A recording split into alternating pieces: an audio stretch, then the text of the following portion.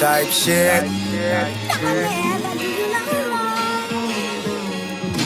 Stop playing with me, Drake. DJ K. Come on, I'm doing up shit. Fuck all that young shit. I'm cool with up shit. Type shit. Activities. I'm doing up shit. Fuck all that young shit.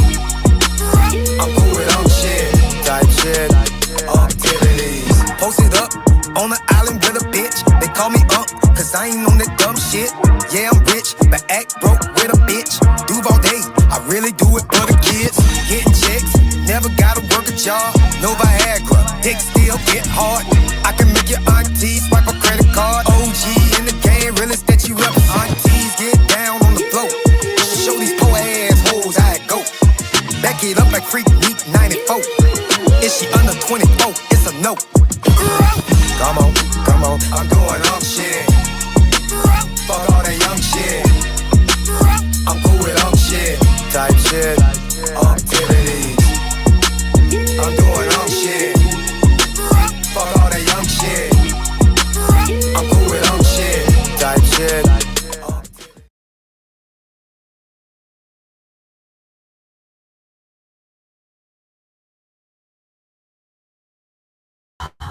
What's good, nieces and nephews?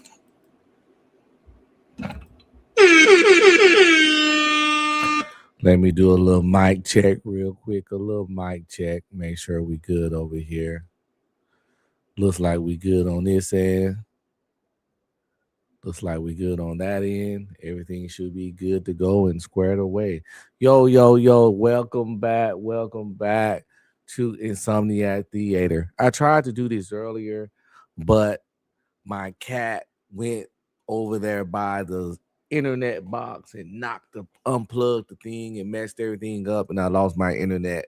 So I had to redo the whole show. So salute to my cat. He wasted 30-some minutes of my life by knocking my internet loose. And then after that, the show just stopped. So I just deleted it all because he was on some goddamn BS, fucking up my vibe. But as the fellow Insomniac, I said, well, I ain't like I'm finna go to sleep. So I might as well just, run that shit back, right? Now, what I don't like, before my cat messed up my internet, I was on a vibe, I was on a groove. Everything was going well. Everything was going smooth. But now, I can't recreate the greatness that I did. So I gotta fucking just hope I can catch that magic, Before we get started, though, with the show or just doing whatever we're gonna do, early in the morning, as y'all people that can't sleep, getting ready for work or at work, salute to y'all, by the way. Also, shout out to the replay gang, the people that's gonna catch this video later on throughout the week. You are greatly appreciated. And you know what I'm saying? Even though you can't be here with us live because we're doing this at these weird times, whenever you watch it, you can be doing anything else with your time. You choose to watch this. I know I'm a struggle streamer and I get my views in the ones and the fews. No. But each and every one is greatly appreciated, So before we get to the little show, because I got a little time tonight, because I am up and wide awake. It's 4:09 a.m. Central Time out here in the Dallas area. But your boy is up because shit, I can't sleep, yo. That's why we up, right? It's Insomniac Theater, baby. We can't sleep out here. So let me do this little admin stuff before we just kill some motherfucking time until we get tired.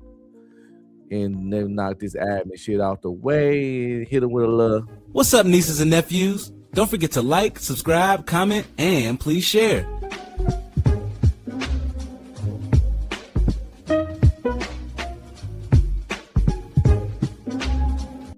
If you want to support, hit up my Cash App at $UncBe Streaming. Any donation will be greatly appreciated. Thanks in advance. Shout out to all my people checking me out on Rumble. Don't forget to like, subscribe, comment, and please share. Show some love, y'all. Give a nigga a break. Give a nigga a break. How much more can I take? Give a nigga a break.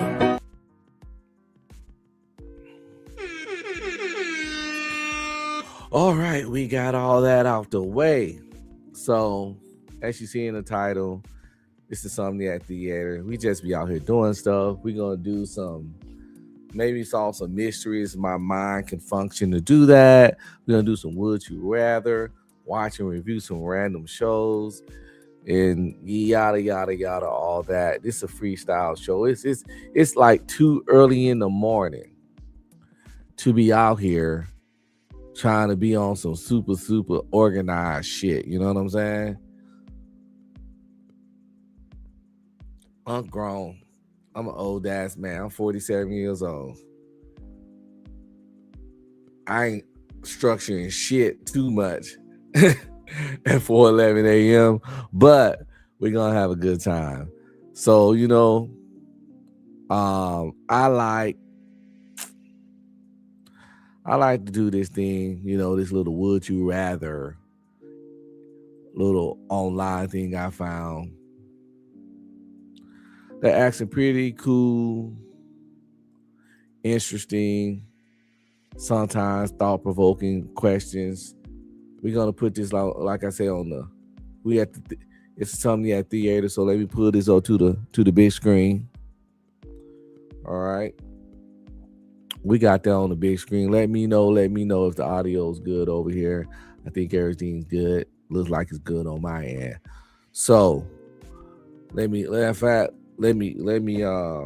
double check, because I don't want to do that again. All right, we good to go. So we're gonna get right to it, yo. A little Would You Rather. Leave what you would do in the comments. If you're watching late on a replay game, please comment and let me know what you think of what you would rather do in these Would You Rathers that I'm about to run. Okay, the first Would You Rather: teleport, but every time you do, you slowly lose your eyesight. Or would you rather have super speed, but have to eat 25,000 calories a day to maintain it? Oh my God. Teleportation is a cool ass power, right? But every time you do, you slowly lose your eyesight. Even if it's extremely slow. Even if that slowly is extremely slow, there's gonna come a time when your ass is blind.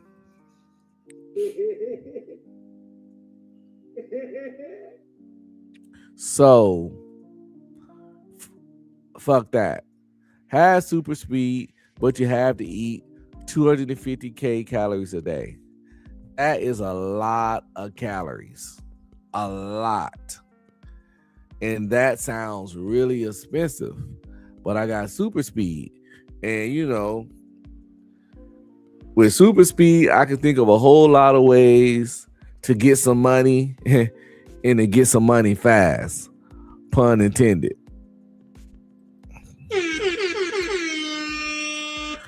I already wear these glasses, right? And I see how bad my life can be sometimes when I can't find my glasses. So yeah, teleport, but every time you slowly lose your eyesight. I would not rather do that. We're gonna go with the 25K calories. I'm just gonna figure it out. So let's see what the people think. What I like about this, when you click it, it's sort of percent of what pick what. Hopefully I picked the one that the most people pick, because shows that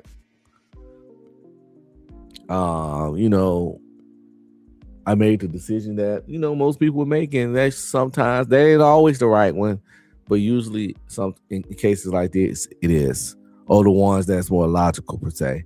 So 71% picked to have super speed but have to eat 25,000 calories, which I think was the smart move, right? So up next, would you rather? Would you rather be unable to speak at all? You just a mute. Or would you rather have to say every thought that comes into your mind out loud?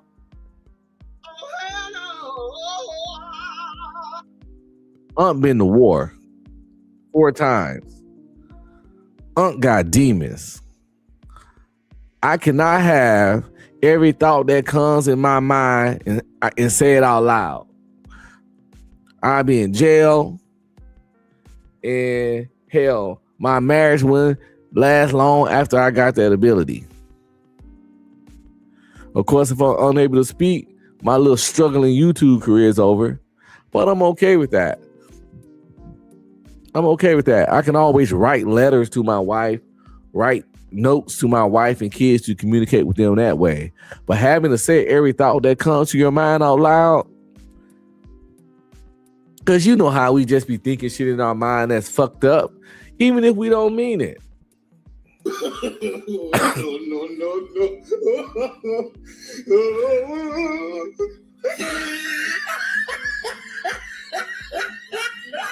But if I get to saying that shit,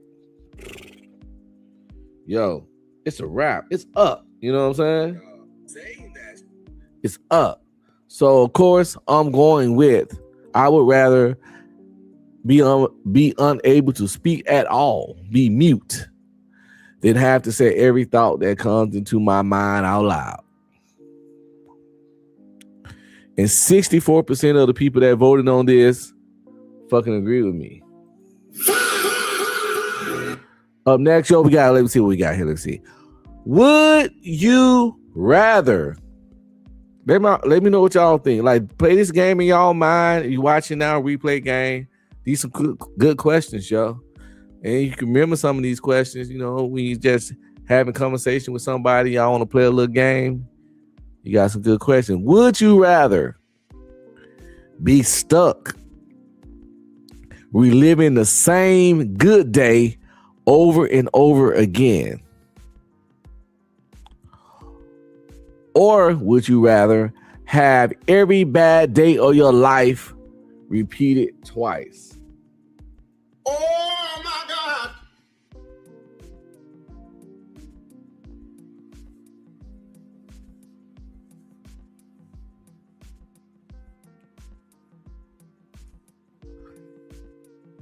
I would rather have every bad day of my life repeated twice, because I had some bad days.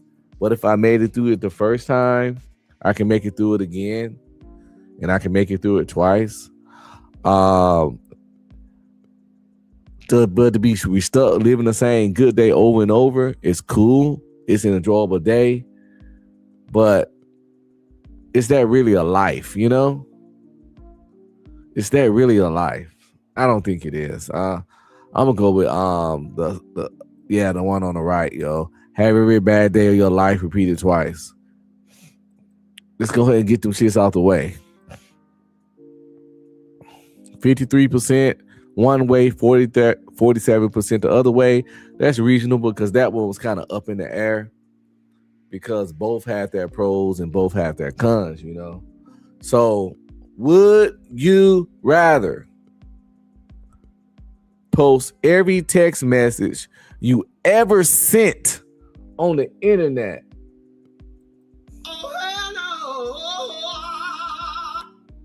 or have tattoos on your forehead depicting everything you did the day before?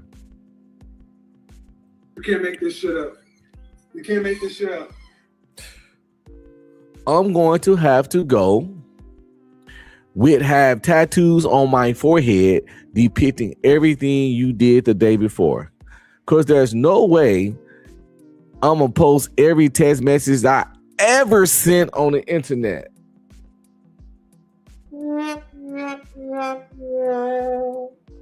And if at least 80% people didn't put this tattoo on the forehead shit, I'll be fucking surprised. Because I can't be the only one who text messages over all these years we've been able to text. I can't be the only one who text messages at some point have been off the fucking chains. I'm talking conversation with my homeboys, conversations with my wife, conversation with family, jokes and pictures, and yeah. Not including all the countless other people business when they was telling me stuff and I was replying back and all that. So, yeah. Damn. 66% people said they would rather post their text messages. I guess, they some good ass citizens that don't be texting weird shit. I don't get it, yo. Hey.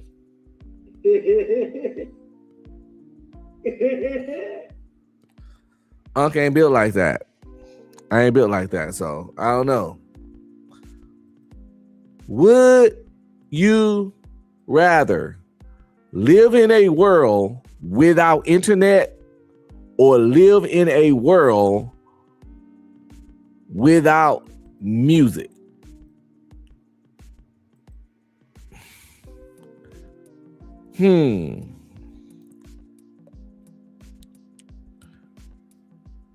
I love music, and music is good for healing, and music is good for your mood and getting through things. But the internet serves way more purposes. Hell, the internet is one of the places where you can find music, but I get it, for this music wouldn't exist. But with internet, I can still watch movies, I can watch shows, I can play games, I can communicate, I can do what I'm doing right now. So would you rather live in a world without internet or a world without music? It's a no-brainer for me. Especially, I listen to music occasionally, but I'm on the internet doing stuff way more than I listen to music, because a lot of this new music is trash anyway. I can go weeks sometimes without listening to music, because even in my car, I listen to audiobooks and shit. So yeah, living in a world without music, easy pick. I would rather definitely do that for sure, for shiggity.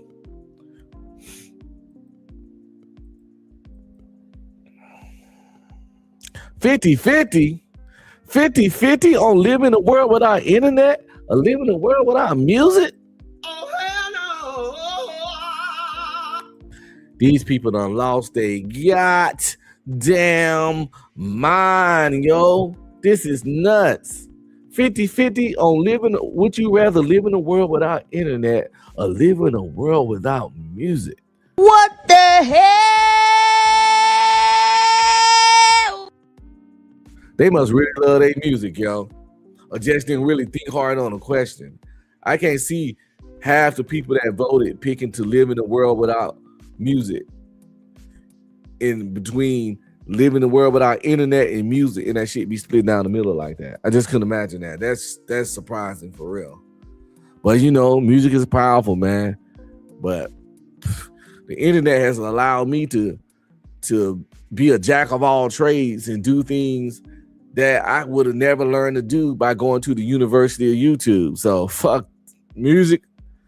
Yeah, out of there. So next up, we got, would you rather be able to drink anything but have a 50% chance of choking each time?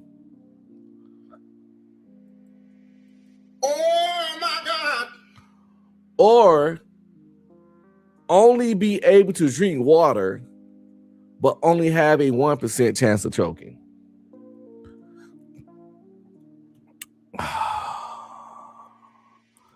So, I'm trying to think of a lot of reasons why I would just want the ability to drink anything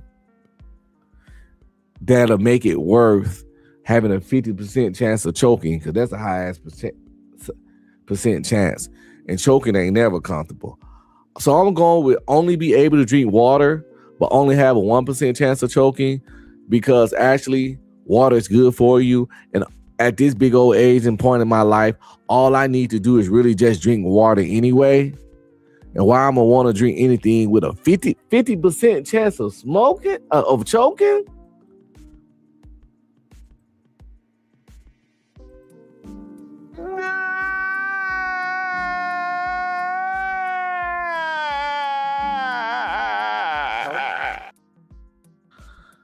Yeah, 50% chance is pretty high, folks. You know I ain't lying. So I'm gonna go with I would rather be able to drink only water, but only have a 1% chance of stroke. So it's water for life for your boy. 78% of people agree. Up next, we got, would you rather save your dad from falling off a cliff? Oh my God.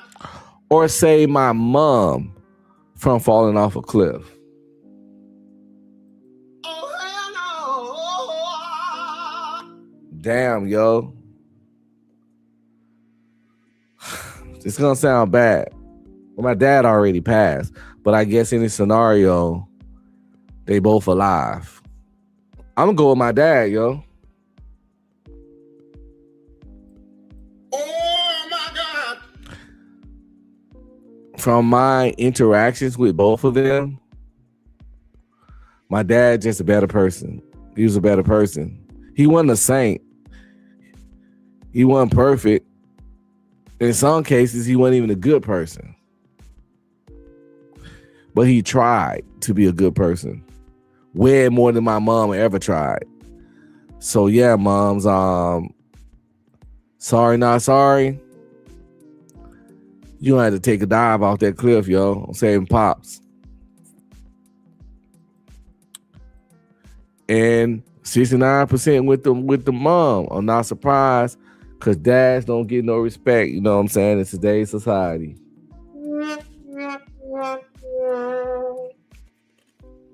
Yo.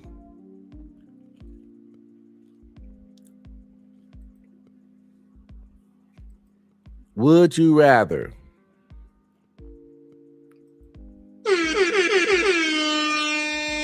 have someone die when you touch them? Would you rather have someone die when you touch them? Or would you rather have someone die when you make eye contact with them? Oh, hell no.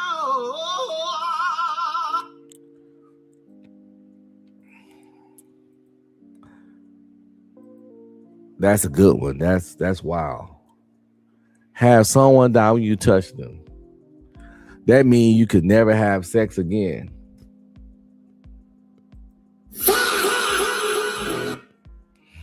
Can't hold your kids, can't hug your wife. Or have someone die when you make eye contact with them. If you put some goggles on with really dark lenses and just keep them really strapped on your head, like Cyclops from X-Men, we keep his glasses on all the time, you can probably avoid making eye contact with people. You might look goofy, and if an accident happens and your glasses come off, you can always close your eyes real quick. Oh my God. Or you can just look down at the ground. I'm gonna go with have someone die when you make eye contact with them over have someone die when you touch them. I'm gonna go with that. I got to get my touchy feeling on. You know what I'm saying? No.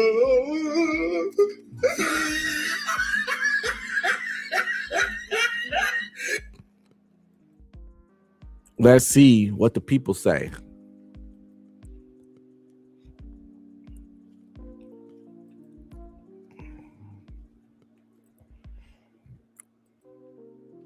The majority would rather be able to have someone die when they touch them. That's a very interesting choice. Let me know in the comments in the replay game, whatever, what y'all picked on this particular one, because I find that one actually kind of interesting. Okay.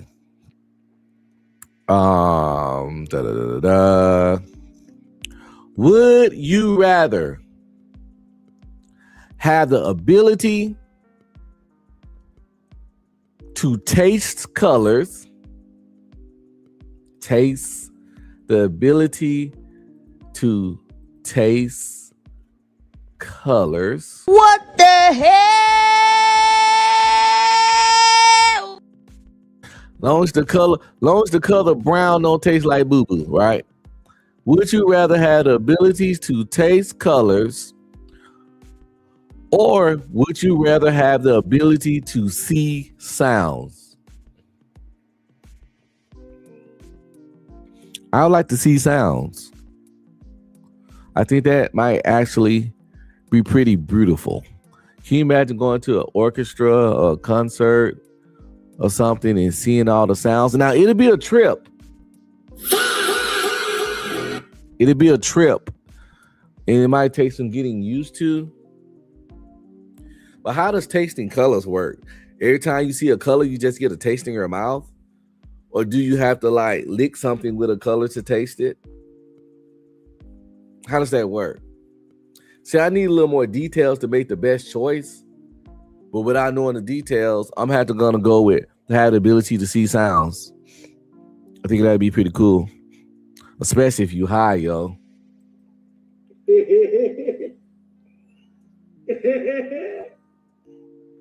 You imagine how dope it'd be to be high, right? And be able to see motherfucking sounds? What?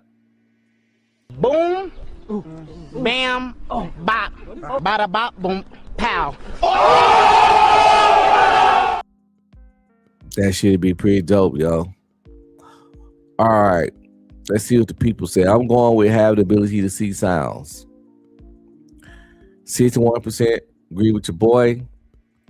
That works. Up next, yo, we got would you rather have a romantic relationship with a dog? No, God, please, no, no, no, no. What in the freak nasty kind of would you rather question is this? Would you rather have a romantic relationship with a dog or have a romantic relationship with a cat? I am skipping this weird ass, furry ass would you rather question. I'm taking it off the big screen. We about to move on to the next thing. And if I pull the would you rather up later, hopefully that one won't be there anymore because it does reset because they got countless would you rather questions. But it wasn't no option not to pick nothing. And I don't want picking either one of those, yo. That shit was weird. So, as you know, Unc is extremely fascinated with the idea, the concept, the theories of the zombie apocalypse or any kind of post-apocalyptic situation, be it solar flare, be it some kind of virus that's real bad, be it just the infrastructure crumbling, the economy, whatever, any kind of post-apocalyptic shit. And you know, you got a lot of people out there with a whole lot of money like Jay-Z, Beyonce, Oprah, LeBron James, Elon Musk, Jeff Bezos with all their billions and billions of dollars. But when the shit hits, that green money, that paper, ain't gonna be no fucking importance at all. It ain't gonna be no better than tissue. Give me that $20 bill, that $100 bill, so I can start a fire and cook something or wipe my fucking ass. But even in that world, people gonna still have stuff. And if you can't take it, you're gonna have to buy it. So what will the currency be when the shit hits the fan? What would the currency be when the shit hit the fan? And that's what we're finna talk about right now in this next video. I think it's by what's the channel? Undead Theory. And it said, what becomes the currency in a zombie apocalypse? Now, again, you don't believe in the zombie apocalypse. I get it. It ain't for everybody. But like I said, just put it in any kind of scenario. Be it, like I say, solar flare, where all the electronics go out, the end of nuclear war, some kind of stream virus take out a large portion of the population. The economy just collapsed and we starting over from scratch. Whatever it might be, what becomes the new currency in those situations? And this guy finna break it down and maybe put us on game so we could be prepared, have some of these things, know how to make these things, etc. Let's see what they're talking about. Right there on the big screen, Insomniac Theater, Unbe streaming. Let's go. But you know what? Before we get to it, let me run a little admin stuff. What's up, nieces and nephews? Don't forget to like, subscribe, comment, and please share.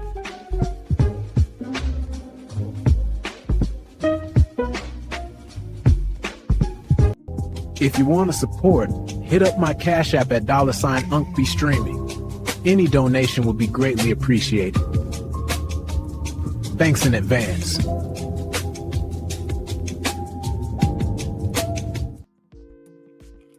Shout out to all my people checking me out on Rumble. Don't forget to like, subscribe, comment, and please share. Show some love, y'all.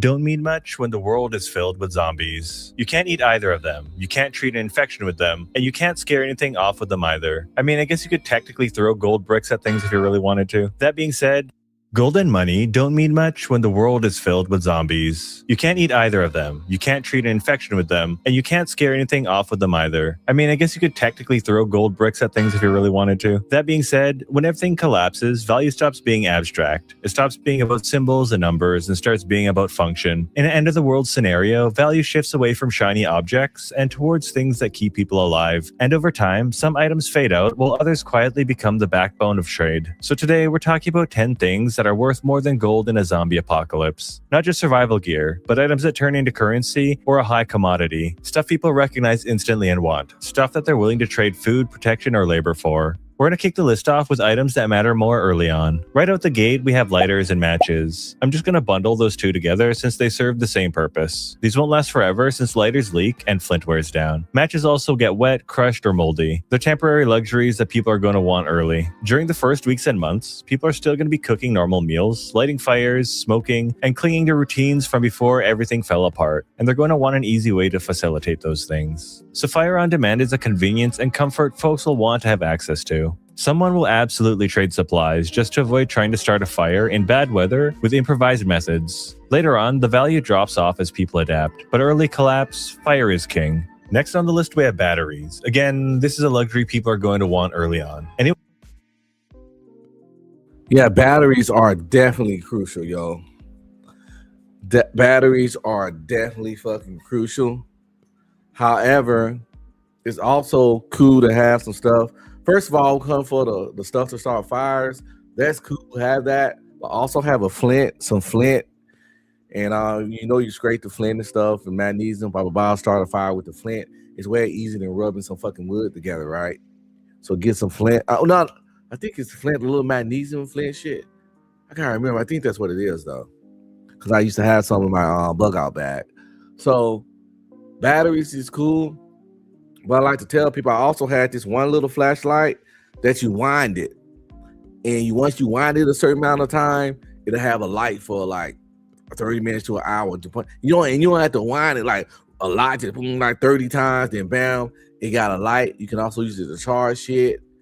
And it had an AM, FM radio connected to it, so you can keep on what's going on in the world. And it's all worked off wind power. So no batteries needed at all. So, because the thing is, it's cool to have batteries, but batteries gonna run out, and batteries are heavy as fuck, and eventually it's just not gonna be no batteries. So having some that go off that kind of power is in your best interest. But he right though, have some to start fires, have some to start batteries. That's some good stuff to have, especially for trading purposes. You can really get some good shit for that.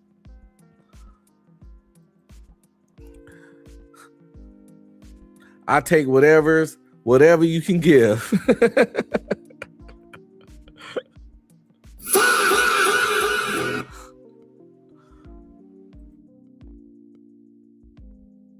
When dismissing batteries is ignoring how people are actually going to live in the first year of the apocalypse. A lot of the gear people rely on to feel oriented and safe, like flashlights, headlamps, and basic medical devices, run on batteries. They keep surviving pieces of the old world running. They let people see at night, hear news or signals, and maintain some sense of control. And yes, they do expire, which is why this is an early collapse currency. But in that window, they move constantly. A few batteries for a favor, a pack for food. People understand their value immediately, and they're easy to trade in small amounts if you're willing to part with them. Alright, now we're getting to the good stuff. Cigarettes and nicotine. As an ex-smoker of 14 years, I can tell you right now, people will do some pretty unhinged stuff to get their fix in the apocalypse. I'm talking movie villain stuff. Desperate, short-sighted, tunnel vision behavior. And that's exactly why nicotine becomes tradable. Addiction doesn't just disappear because zombies start showing up. If anything, stress, fear, and loss makes it worse. And people will crave nicotine long after everything else is gone. If anything, the cravings are going to hit harder because everything that used to distract us is gone. No work schedule, no gym routine, no normal life to hide inside. It's just you.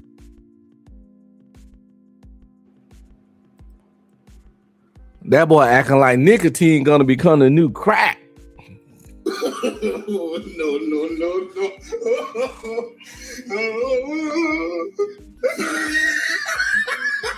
That boy acting like nicotine gonna be the new meth.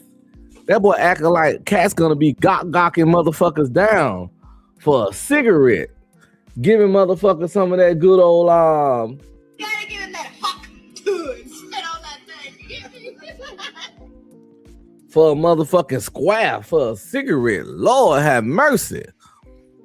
I'm glad I don't smoke and addict to that shit. But this is a good thing. So yeah, I mean, if the shit gonna hit or you think the shit gonna hit, you know, and you don't smoke, get you a couple carton of Newports. Because as he said, what we talking about now, what becomes currency in a zombie apocalypse? But take the zombie out if you don't want to mess with that.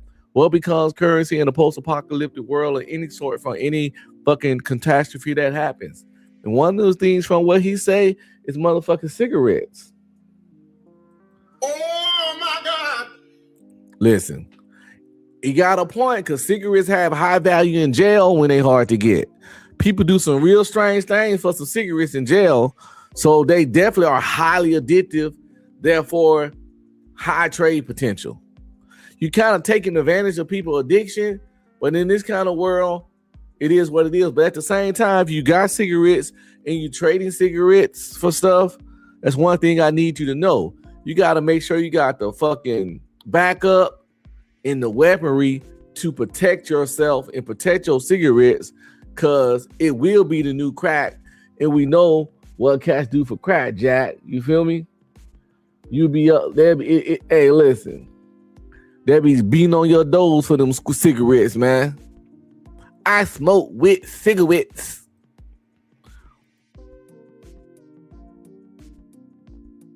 Your nerves and trying to survive the end of the world. Another reason why nicotine holds value is because it's one of the very few things that could change somebody's mood within minutes. When there's zombies shambling around everywhere wanting to take a bite out of you, that matters a lot. During the first few months, there will likely be a barter market, especially if people are treating the zombie outbreak like it's temporary. They might be thinking they'll just trade early and find more later. But as time passes, nicotine becomes even more valuable. Cigarettes aren't the only form of nicotine that matter though. Chew-on pouches are even better for trade because they're easy to store and they're less fragile than cigarettes. Patches and gum also hold value. Literally any nicotine product. Anyway, if you happen to loot a spot with cigarettes and nicotine around, and you happen to have room in your pack, consider snagging some. They'll be great for trading long term. Next up on the list, we have coffee. And take it from someone who drinks 4 to 5 cups per day, this stuff will be a high commodity as well. In my home and native land of Canada, roughly 75% of adults drink it. And in the United States, roughly 70% of the population does there too. I'm sure that's equally as high in most countries. That being said, instant coffee is the best version for trade because it's the most usable coffee in the widest number of situations. And unlike zombies, when you take a sip, it doesn't bite back. It's smooth right away. Hey, this guy is out here recommending taking advantage of people's addictions. Like I said, this video titled, What Becomes Currency in the Zombie Apocalypse or Any Post-Apocalyptic World, pretty much. And two of the things he said, cigarettes and coffee, which is nicotine and caffeine stuff people are addicted to. And it's kind of fucked up, but it's not wrong. Addiction is addiction. And so if people like need them cigarettes, they're gonna be willing to trade a lot of stuff.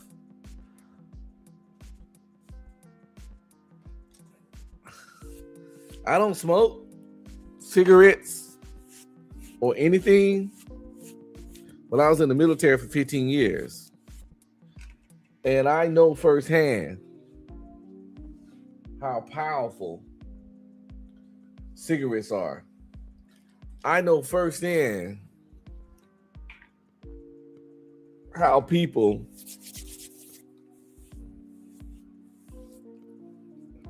lose their way, what they would do to get their hands on a square. I seen people rocking and looking full of anxiety for a goddamn cigarette. And this one he just brought up about coffee, I sure can't deny that, because I'm actually personally addicted to coffee, addicted to caffeine. So definitely something good to trade.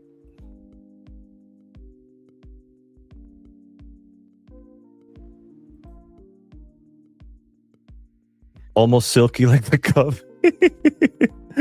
I don't know what the hell I'm talking about. I'm trying to sell you on coffee because coffee's delicious. Anyway, whole beans and grounds sound great until you remember what they demand. You need a grinder or you're chewing rocks. You also need a way to brew it, which usually means filters, a press, a percolator, or at least something to strain it. That's a lot of friction for someone who might be cold, exhausted, and trying to get a quick cup of coffee. Instant skips all that. It's light, compact, and you don't need extra gear to make it. It's the type of coffee where one sip turns into another because it goes down easy, and before you know it, your morning doesn't feel rushed anymore. It just feels right.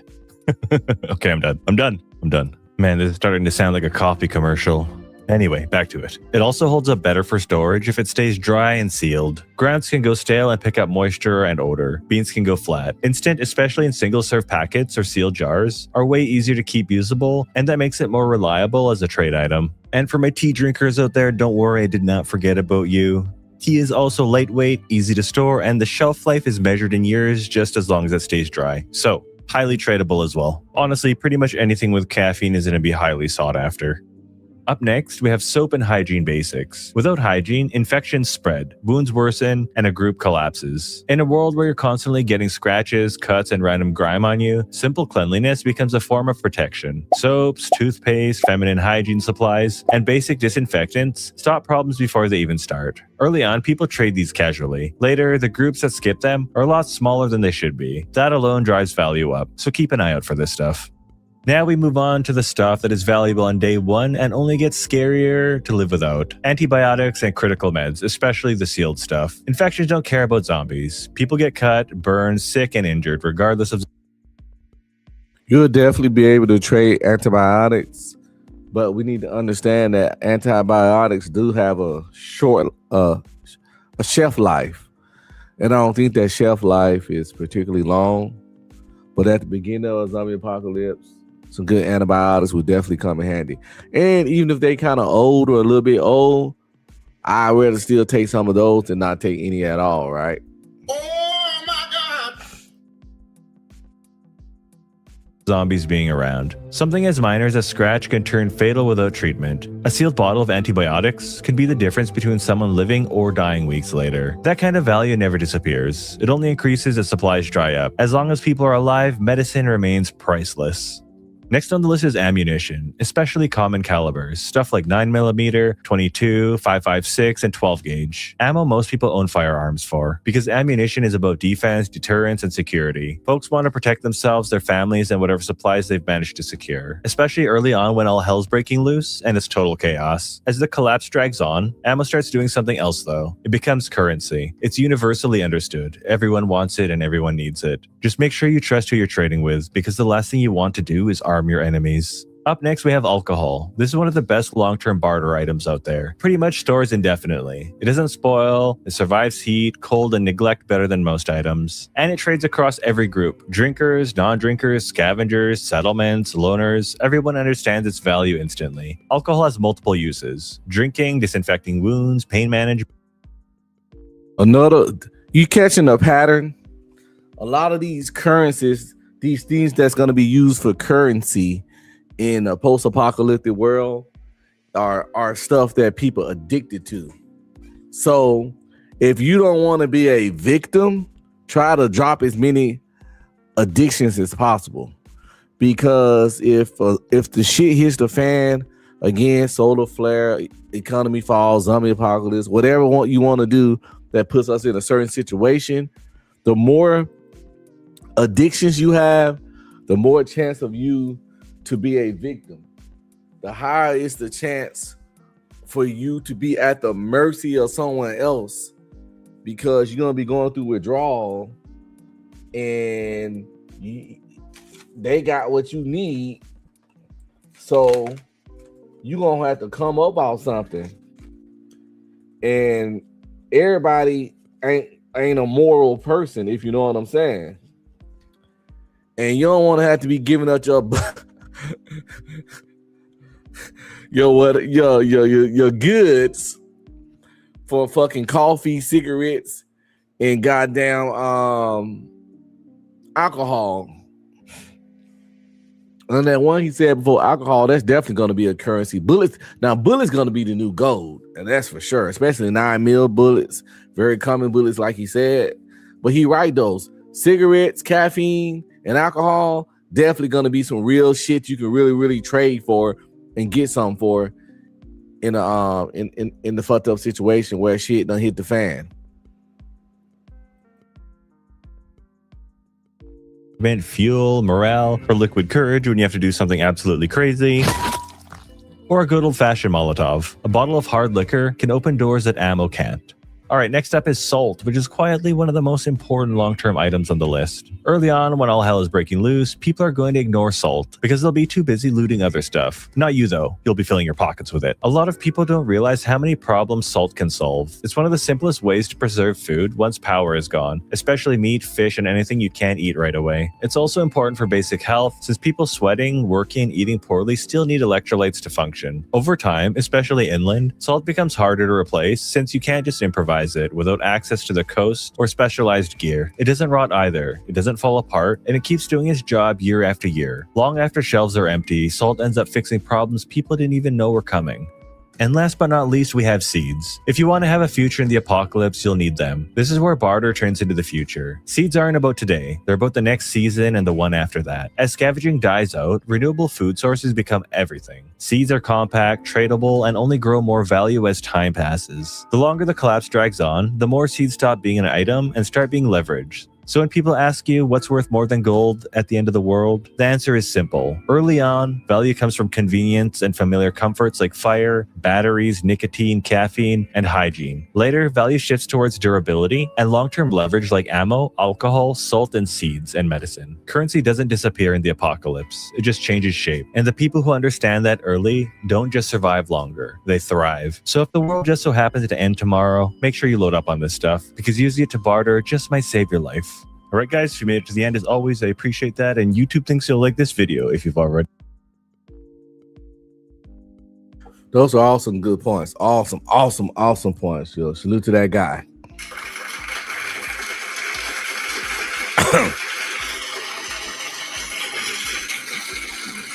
Again, the channel's called Undead Theory.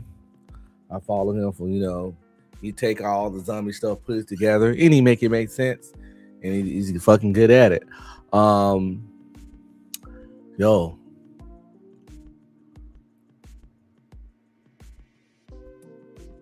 Like I was saying, man, the less addictions you have, the less stuff you're addicted to, if the shit hit, the better off you are. I mean, you don't want to have too many addictions anyway, because, addictions aren't really healthy.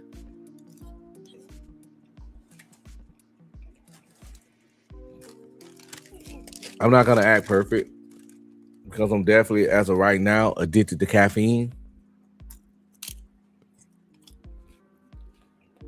I've been cutting back on it. I'm on one cup a day. And I'm drinking half calf. So I cut my amounts of cups in half. Then I also cut the amount of caffeine in each cup in half. So I think that's pretty good. That's pretty sturdy, right? I think so.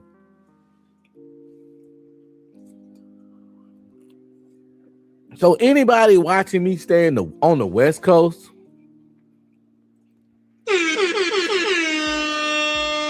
Anybody got any family members on the West Coast?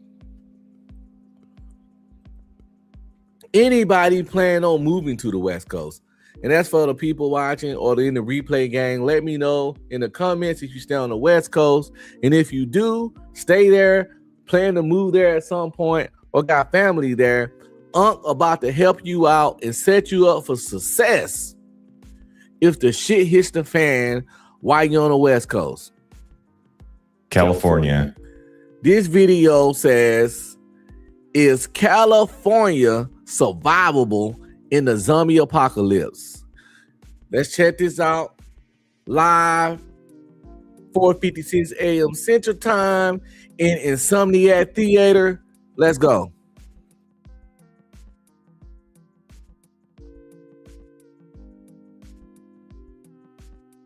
California, home to nearly 40 million people, which is a lot of potential survivors, but it's also a lot of potential zombies.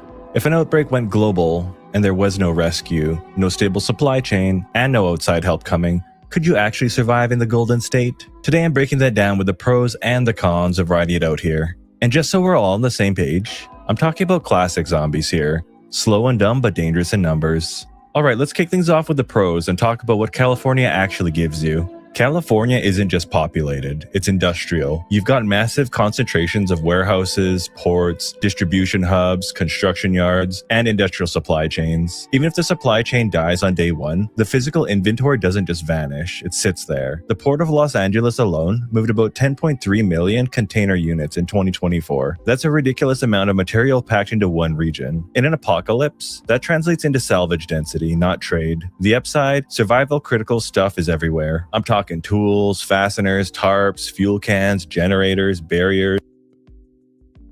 One thing about California, I don't know if y'all been out there.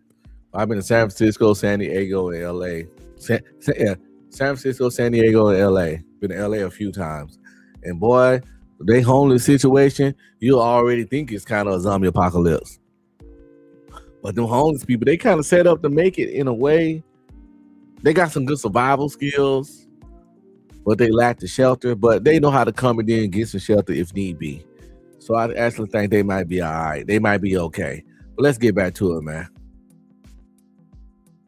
First aid, industrial PPE, and the boring stuff that keeps people alive. There's also structural advantages versus classic zombies, because zombies can't open doors, they can't work locks, and they definitely don't understand blocked access points. All the walls and barriers create separation, and separation keeps you alive. California is loaded with barrier-heavy spaces as well. Industrial units, fenced yards, loading bays, back rooms. Some of those layouts are genuinely defensible, some are death traps, but the state has an unusual amount of variety, and that alone buys you time during the early chaos. Another pro is that California is basically multiple states stitched together. Dense coastal metros, sprawling suburbs, agriculture corridors, mountains, forests, deserts. The terrain variety matters because classic zombies win through accumulation and funnels. Terrain decides where funnels form, where movement gets forced. Open areas trade surprise for exposure. Sightlines improve, so you're a lot less likely to get ambushed. But it also means movement is easier to spot from farther away. Rough terrain, foothills, mountains can break up movement and limit approach angles. This reduces the odds of getting surrounded.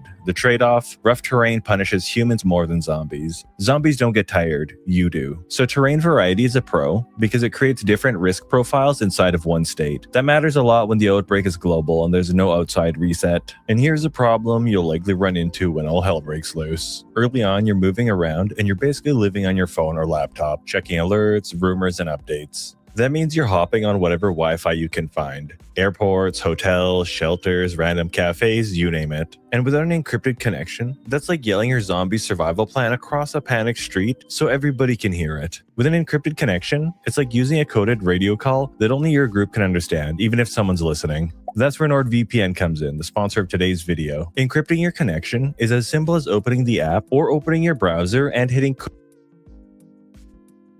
That boy done plugged him a commercial in the middle of the video.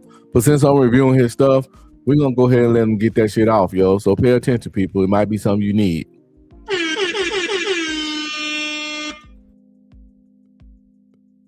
Quick Connect. From there, NordVPN encrypts your connection, which is just a fancy way of saying it turns your traffic online into unreadable noise for anyone snooping on the same Wi-Fi. The feature I like the most is threat protection, because in the first week of an outbreak, people click anything that looks like an update. Fake evacuation maps, fake donation pages, sketchy downloads, all of it. Threat Protection Pro helps screen out dangerous malware and block malicious sites, which is basically the digital version of being careful with who you trust and where you go. In a collapse, you don't follow some random stranger into a dark alley. Same idea here. You don't follow random links into digital versions of that alley either. And if the outbreak just so happened to hit while you were traveling, NordVPN is also a clean way to securely access the services you already subscribe to back home without trusting your login to some sketchy network. If that sounds good to you, go to nordvpn.com/undeadtheory. Or click the link in my pinned comment and description, and you'll get the exclusive NordVPN deal plus 4 months for free. And with NordVPN's 30-day money-back guarantee, you've basically got nothing to lose. Now let's talk about quiet factors that decide how long people can function before they start making desperate mistakes. Climate. California's climate is mixed, but parts of the state, especially the coast, solve one problem that kills people quietly in most apocalyptic scenarios: freezing to death. In a lot of places, winter turns the apocalypse into a fuel problem. Heating fails, deliveries stop, cold pushes people into risky movement. In milder regions, the pressure isn't just lower. This doesn't mean California is comfortable. Inland heat can be brutal. The desert is a real risk for dehydration, and high elevations have winter conditions. The pro is simply that California has large regions where cold-driven mortality isn't as dominant as it would be in harsher climates. Alright, so surviving the first stretch is one thing. Long-term survival is mostly calories and water. So let's talk about food. California's agriculture output is insane. The state grows nearly half of the country's vegetables, over 3/4 of the country's fruits and nuts. That's massive food production capacity. But Pedro and them ain't gonna be out there collecting them vegetables and tending to them fruits and vegetables. Pedro and them gonna be trying to do their own thing, taking care of their own family. Or maybe they might go out there because they used to work out there, but you ain't just finna come get them vegetables. Good luck with that. They'll keep them for them and themselves and their peoples. But you know, that's where the trade and barter system stuff came in that we watched earlier. You might have to give them some bullets for some oranges or some shit. On paper. In a zombie apocalypse, this matters for one reason. Long-term survival isn't decided by how many canned goods are in your neighborhood. It's decided by whether a region can produce calories again. California at least has the land, the agricultural knowledge, and the existing production footprint to do that. There is one big asterisk though, and this matters in California more than most places. A lot of that agriculture is infrastructure dependent. Irrigation, pumping, water delivery. The state water project alone is a 700+ mile system, delivering water to about 27 million Californians and roughly 750,000 acres of farmland. So the pro is potential. The vulnerability is dependency. That tension is going to show up again when we talk about water. All right, one more pro: access and movement. California has multi-modal infrastructure: highways, rail corridors, ports, and coastlines. In normal life, that's trade and travel. In a collapse, it becomes a map of where pressure moves, but it also creates options for organized groups and long-term rebuilding. Coastline access adds fishing capacity and alternative movement routes. Rail and highways create logistics corridors. The pro is that the infrastructure exists. The con, everybody knows it exists. So it's a bit of a double-edged sword. Now let's talk about what kills you in California, because the downsides are not subtle. First off, in major California metros, the collapse mechanism is predictable. Crowds concentrate at the same nodes: hospitals, freeways, big box stores, pharmacies, and family homes. That creates compression, blocked exits, and mass bite events. Classic zombies don't need to be smart to win the environment. Density turns one infected person into a chain reaction. Dense buildings turn into vertical funnels where escape routes clog. The biggest threat early on isn't zombies roaming everywhere. It's zombies forming exactly where people meet up. And once the crowd effect starts, it triggers the next problem automatically. California has huge population centers and limited exit corridors. That'd be dangerous even if the roads were empty. But the roads aren't empty. Los Angeles regularly ranks among the most congested cities in the world. That matters because panic doesn't create traffic from zero. It spikes an already stressed system. When large numbers try to move at once, the same few corridors become static traps. On-ramps, interchanges, bridges, narrow passes, and the cars don't just slow you down. They become the barrier. Highways turn into cages. Guardrails, concrete dividers, sound walls funneling people into the chute that has very few clean exits once it locks up. In a zombie outbreak, a gridlock is lethal because it combines immobilized paralyze people, noise, and blocked movement. It doesn't have to be cinematic to be deadly. Now let's get to the least exciting but most important con in California, and that is that California has water, which is a half-truth. California has water infrastructure, and that infrastructure depends on electricity, treatment chemicals, monitoring, repair, and pressure management. Even if taps run temporarily due to storage and residual pressure, long outages turn water into a systems problem. Once pressure drops, contamination risk rises. In real-world utility failures, loss of pressure is treated like a serious risk because outside contaminants can intrude into cracked or broken distribution systems. California also has the additional vulnerability of long-distance delivery. A lot of California's water doesn't just flow down from mountains. It gets pushed across the landscape by pumping. In some cases, it's pumped over major elevation changes. That whole system leans hard on electricity. If the grid fails, the water doesn't just slow down. It creates a hard separation between where the water is and where the people are. Major projects move water over hundreds of miles through aqueducts, pumping plants, and canals. If that system degrades, large regions are on a clock. And the presence of zombies makes that even worse, because now every time you need to go outside, you have to expose yourself to zombies. If you in San Francisco when the zombie apocalypse hit, your ass gonna get chased by some fruity ass zombies. Some fruity ass zombies. Talking about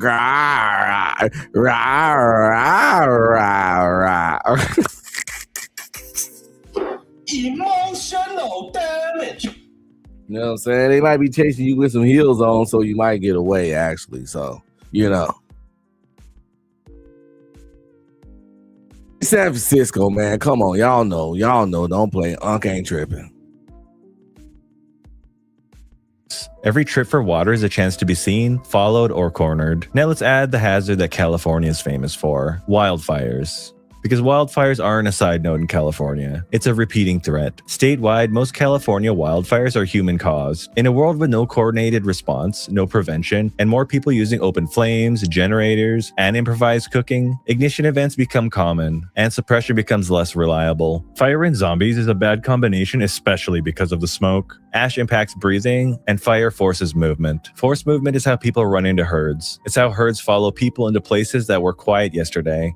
Now for the California-specific threat most apocalypse scripts ignore. California's seismic risk is real, and it's not rare on a multi-decade timeline. USGS estimates show significant odds of major earthquakes in both Southern California and the San Francisco Bay Area over the next 30 years. In normal life, a major quake already stresses water mains, roads, bridges, and emergency response. In a zombie apocalypse, a major quake is a multiplier event. It can damage water distribution, ignite fires through utility damage, break key corridors at the exact moment coordination is at its worst. California has a unique problem where the ground itself can trigger a second collapse on top of the first collapse. And once the scarcity and fear stack up, there's one more con that always shows up. California has a lot of resources, which means it attracts people. Even if a group survives the initial surge, scarcity creates movement pressure, outward from dense metros into suburbs, then into smaller towns and rural edges. That's not a guarantee in every pocket of the state, but it's a strong pattern in any collapse when population density and resource demand is high. Violence amplifies zombie risk because violence creates noise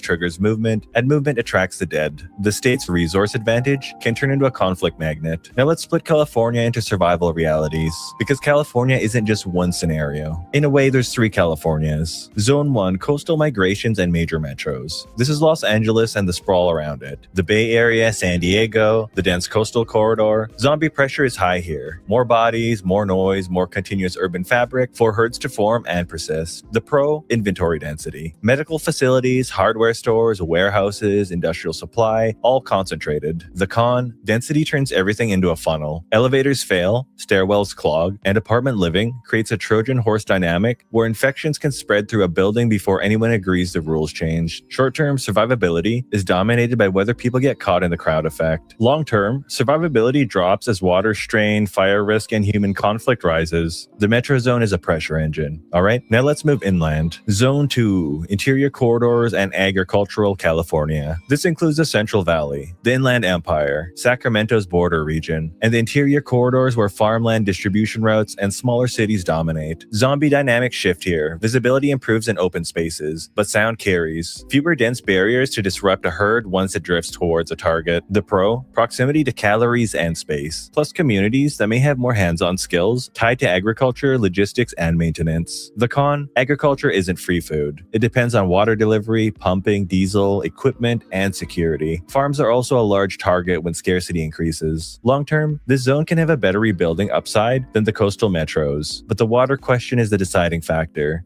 Alright, now last but not least is Zone 3. This is the Sierra, far northern California, the higher desert and mountain edges. Zombie pressure is often lower because population density is also lower, but the penalty for a bad encounter is much, much higher. Medical care is sparse and fragile out here. There are far fewer facilities to loot, and longer travel times to search for emergency supplies. Natural barriers can also limit approach angles. Lower density usually means fewer routine encounters. The trade-off, isolation. Winter at elevation is also a real survival constraint. This zone tends to reward competence and planning, but it punishes fantasy survival. If you're not prepared, it will eat you alive. Alright, now to answer the question you came here for. Can you survive a zombie apocalypse in California?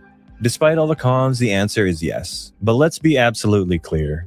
The 40 million people in the state of California are not an afterthought. That's a massive human load, which means more bites, more herds, more movement pressure that never really stops. Because even when most of the population dies off, a good chunk of them will get back up and linger. It's survivable because California is huge and has lower density areas, but the sheer population concentration means the chaos lasts longer and the aftershocks don't fade quickly. In other words, California is survivable, but it's not forgiving, and it doesn't go quiet quickly. Population concentration, zombies, water reliability, and the secondary hazards like fire and earthquakes all decide whether anyone's still standing 6 months later. Alright guys, if you made it to the end, I just want to wish you a happy new year and thank you for sticking around. Well, there you go, all my West Coast people. Or people that plan on moving to the West Coast and becoming West Coast people. He said it, I didn't. Cali is Cali. Cali gonna do Cali shit. It got its pros, it got its cons. I'm pretty sure whatever state you in probably got similar pros and cons. Sometimes I wonder, like, if I can find, like, what's the best state to live in during the zombie apocalypse, you know? I'm pretty sure if I were to Google it and search, someone would have put together some video, some theory of the best state. What do y'all think the best state? Based on, you know, some of the things that he said were pros and cons about California. Like what state, you know, don't have those cons but still have those pros? Because, you know, population density is a problem. I think you'll do good in places like Montana and North Dakota.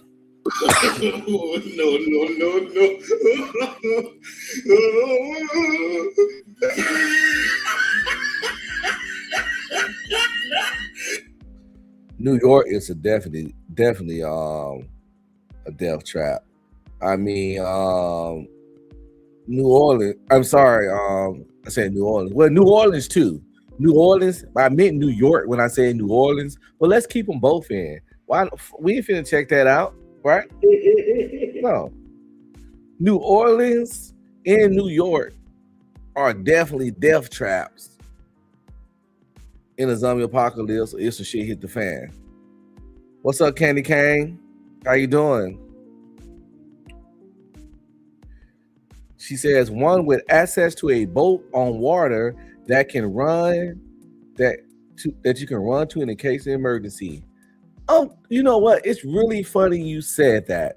It's actually quite. Listen, I was literally about to play this video. When it comes to surviving the zombie apocalypse, I was literally about to play a video titled "Are Boats Good for a Zombie Apocalypse?" Candy Cane, this is for you. When it comes to surviving the zombie apocalypse, boats are kind of a big deal. In World War Z, they escaped to an aircraft carrier. In Dawn of the Dead, they use a boat to escape to an island. In Left 4 Dead, they escape Riverside Park by boat. And in Fear the Walking Dead, they escape Los Angeles on Strand's boat. Today, we're going to figure out if boats are a viable option to escape the dangers of a zombie apocalypse, or if it just welcomes some unforeseen problems. This is Zombie Survival Labs.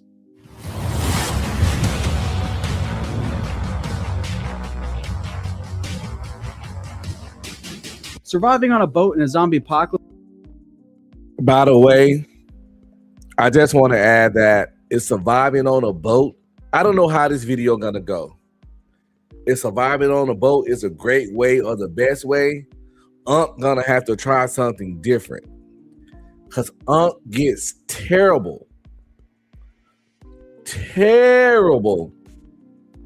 motion sickness.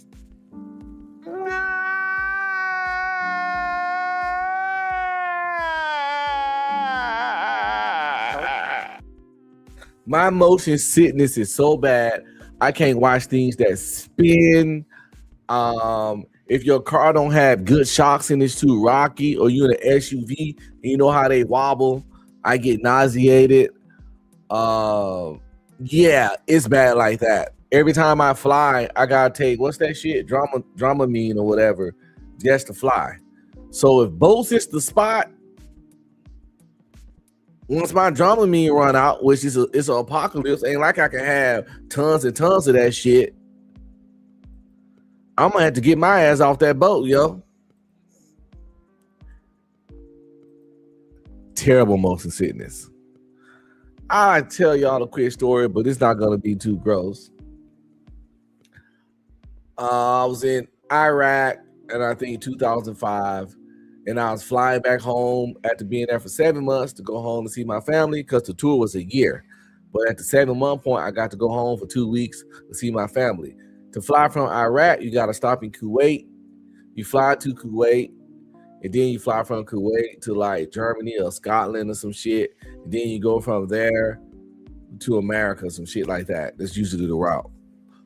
So,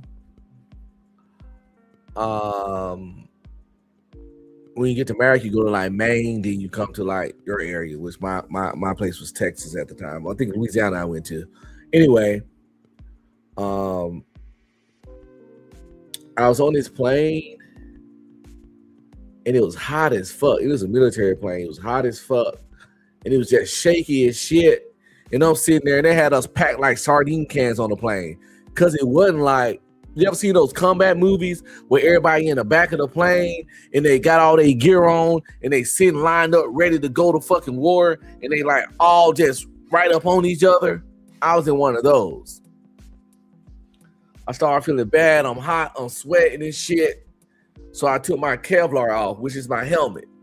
It's like a bowl. It's the big Kevlar helmet from the movies. And I'm holding it in my hand, and I'm sweating. And like we in there packed tight, shoulder to shoulder. And I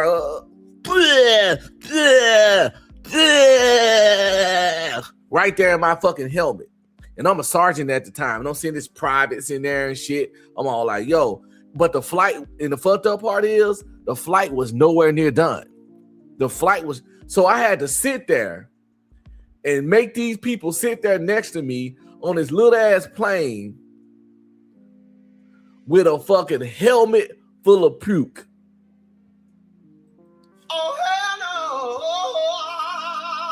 no. I was so ashamed, so disgusted with myself. And I'm pretty sure the other people were disgusted with me.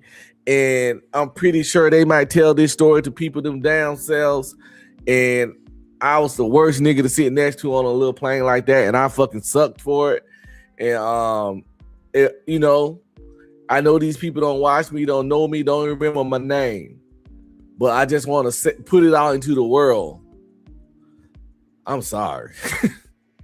I am sorry, because that was fucking foul, yo.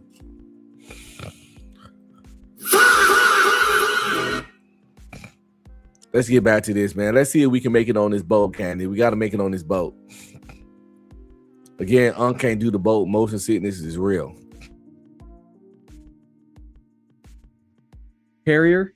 When it comes to surviving the zombie apocalypse, boats are kind of a big deal. In World War Z, they escaped to an aircraft carrier. In Dawn of the Dead, they use a boat to escape to an island. In Left 4 Dead, they escape Riverside Park by boat. And in Fear the Walking Dead, they escape Los Angeles on Strand's boat. Today, we're going to figure out if boats are a viable option to escape the dangers of a zombie apocalypse, or if it just welcomes some unforeseen problems. This is Zombie Survival Labs.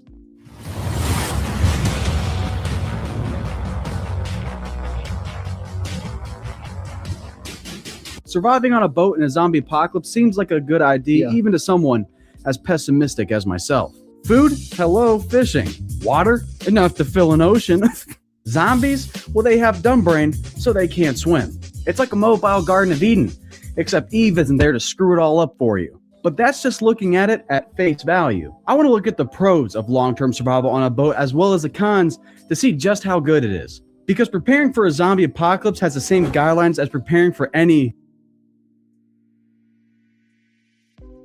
And Candy, it was bad because, like I said, my Kevlar helmet, those helmets is just like bows, they pot. They call them K-pots. It's a Kevlar helmet, and it's like a fucking like a construction helmet. But the military, y'all see the army moves, y'all know what I'm talking about. So it's sitting there holding all the throw up like the bowl it is, and we on the plane. I'm sitting there looking fucking pathetic. I feel better though. But I just holding this half full helmet full of puke, and the plane still doing the shaky thing, and the puke just squishing around. It's nowhere to get up and pour it out, and I had to sit there and held it for the rest of the flight. Got off the flight. Everybody probably they didn't say nothing to me, but they calling me all kinds of probably nasty, disgusting, fucked up motherfuckers. And I had to get back, pour it off. Rinse off the helmet, wash all the pads and stuff inside of it, let everything dry out. Because I was just getting to Kuwait. I still had to fly to the other place to get where I'm going while wearing that helmet. Now, once I got on the civilian flights, I didn't have to wear it no more. But so I had to, it wasn't player, yo. It wasn't player at all. Lost all his cool points on that one.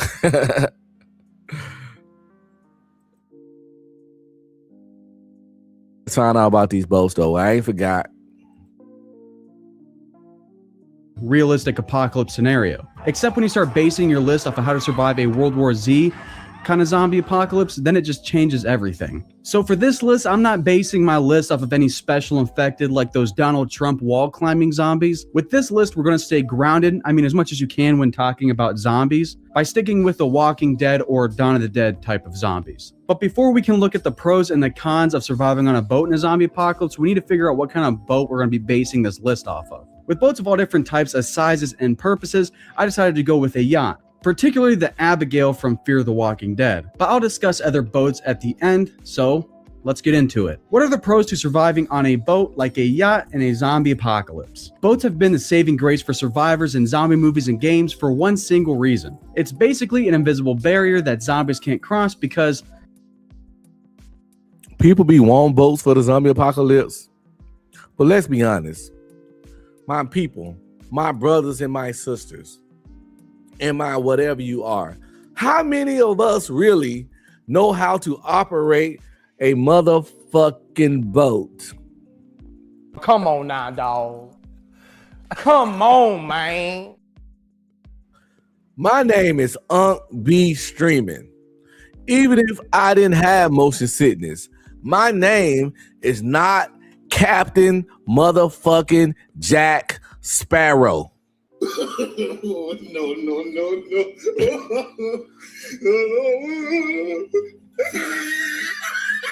I'm not motherfucking Davy Jones. I'm not I ain't even Captain goddamn Morgan. You know what I'm saying? How you do it? Put your little knee up. I ain't even Captain Morgan. I once was on a jet ski before, which I had to take some motion sickness medicine to do that. I've been on boats, but I had to take motion sickness medicine to do that. But operating boats and maintaining a boat, because the boats do fuck up, it's easier said. Oh, look at this. Oh, we got the Pirate of the Caribbean right there. Shiver me timbers. Candy, you ain't no Somalian issue, because you know they some notorious pirates.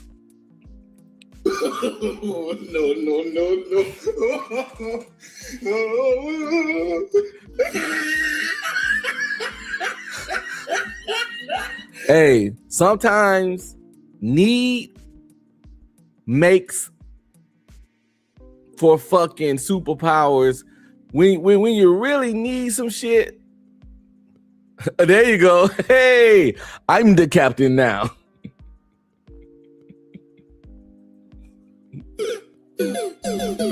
Yo, hey, there you go, Captain Phillips.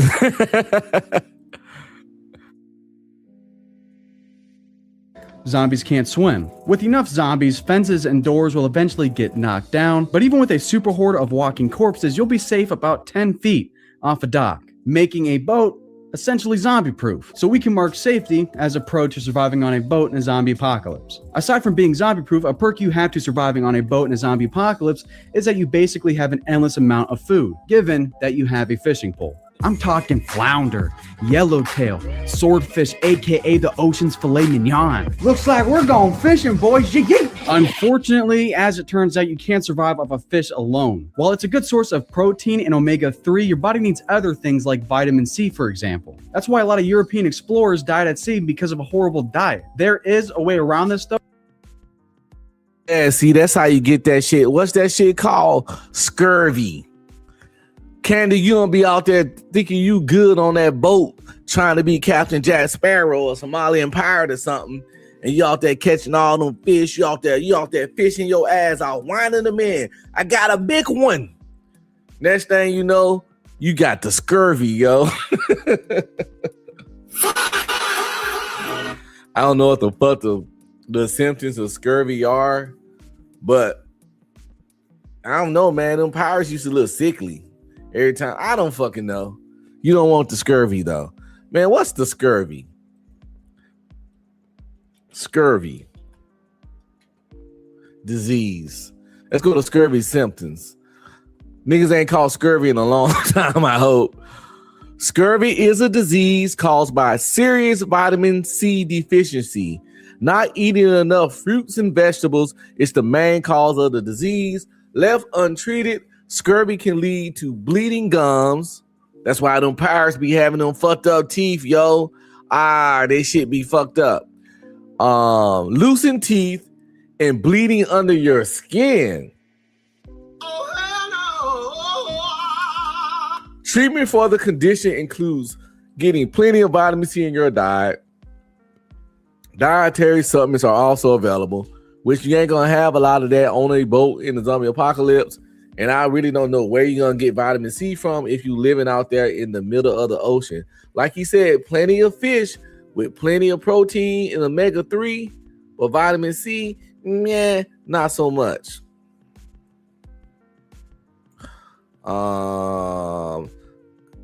Symptoms of scurvy. If left untreated, anemia. Anemia. Yeah, that's in your blood. I think you get thin. Swollen, bleeding gums that may become purple or spongy. Oh my God, I feel. No.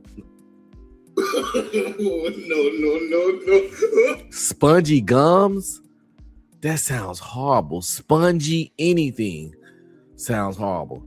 So your gums, you get loosened teeth that may fall out, swollen, bleeding gums that may become purple or spongy, bleeding under your skin, hemorrhages.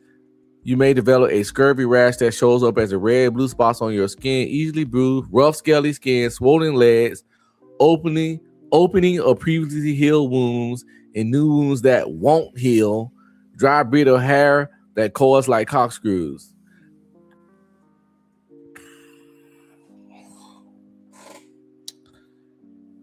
that pirate life was a rough life. Well, that shit. See, the movies make it look all cool and shit. All right, I'm swinging on the boat and selling the seas and plundering and stealing alcohol and running off with the ladies and all that cool shit. No, nigga, your goddamn gun spongy, your teeth fucked up and falling out, your guns bleeding, you got rashes, you hemorrhaging and all kinds of shit because your punk ass got the scurvy.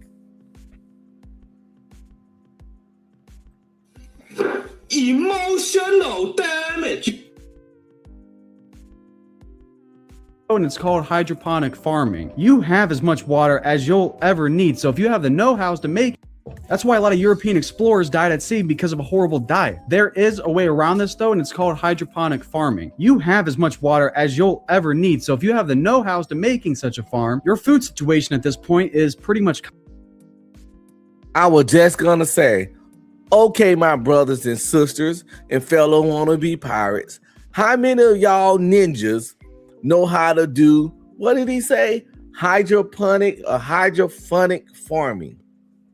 How many niggas can't even regular farm? That little shitty garden in your backyard where you planted some tomatoes don't count.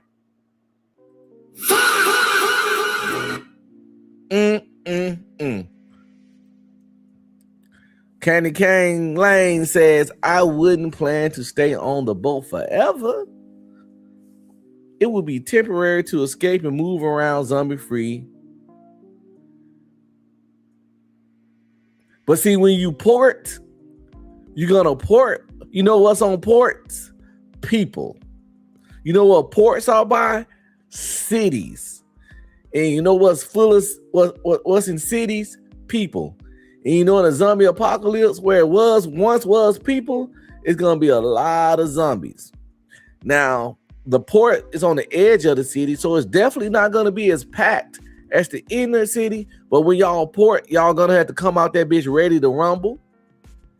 Try to get some shit, find you some oranges and some vitamin C. But the thing is, you can port there, but you're still gonna have to go in the city to get what you need. Because again, that scurvy gonna kick your ass. Oh my God. And I seen you smile, Candy. You got pretty teeth. I don't want to see them teeth all scurvy the fuck up. You can't, no, Candy, no, not the scurvy on Candy Cane Lane. No, no, I don't want that to happen. I don't want to see that. I don't want to be in the world where Candy Cane Lane got the scurvy, yo. And that's a fact. If Walking Dead haven't taught you anything in the zombie apocalypse, especially this kind with the walking slow zombies, now in World War Z with those fast super zombies, the zombies was worse than the people. But in the Walking Dead, the people, by really quick in the show, I stopped at season 3. Really quick in the show, the people came way more of a threat than the zombies. And that's why I stopped watching it, because I love zombie movies and shows.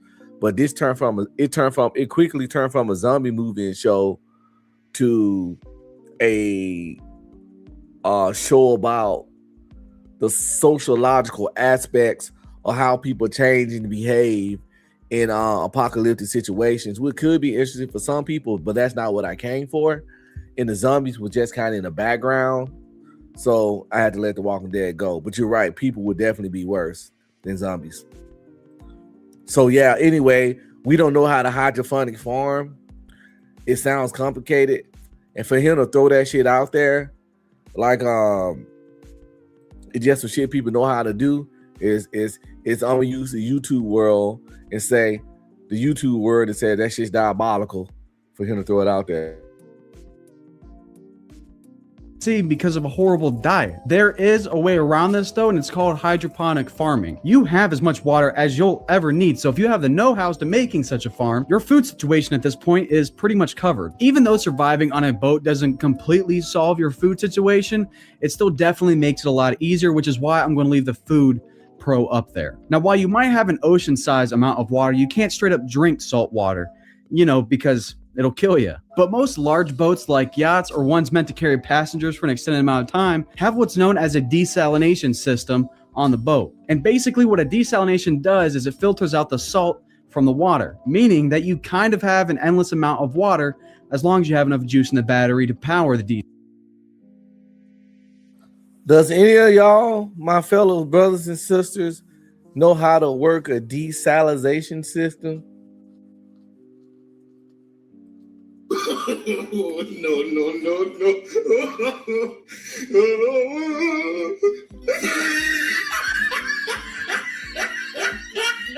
No. Or like Candy said,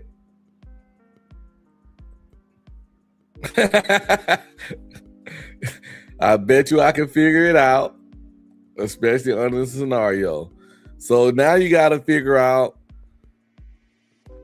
how to sail a boat, maintain a boat, how to do a hydroponic farm, and how to operate a desalination system. I don't know about this boat. I don't know about this. This boat ain't shit. It's now if you a boat nigga, it's dope. But if you just run into a boat and you don't know a boat from a motherfucking a boat from a goddamn dinosaur bone, you just don't know the difference.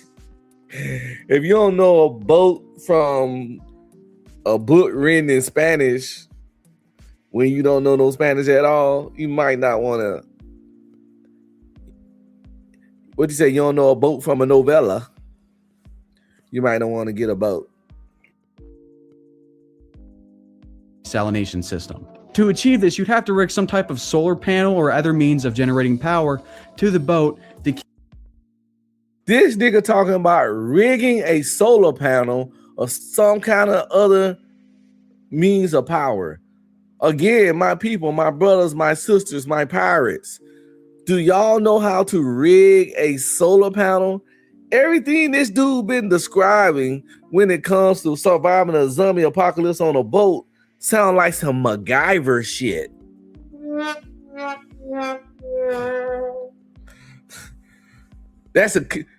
You might be good in a canoe, Candy.